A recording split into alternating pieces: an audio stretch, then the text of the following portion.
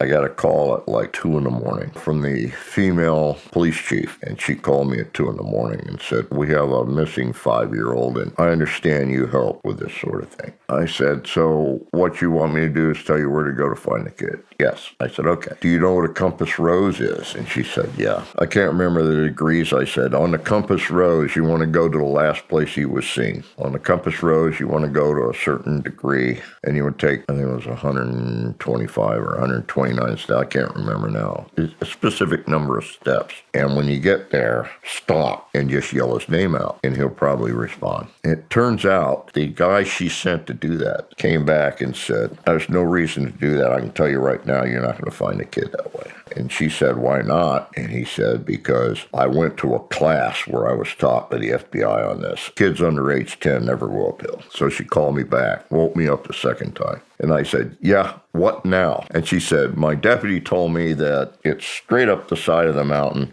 and a kid would never do that. Just go do what I told you. And I slammed the phone down and got back in bed. And she woke me up again like 15 minutes later. And she said, we found him. And I said, thank you. Have a good night. I hung up. What I didn't know, and I found out later, his father told him, if you ever get lost, go to the nearest light and wait for me. The nearest light was on the back of an empty cabin up the mountain. So that's where he went. This detective went up the mountain, stopped right behind the cabin and yelled his name, and he sat up and said, what? Oh, my God.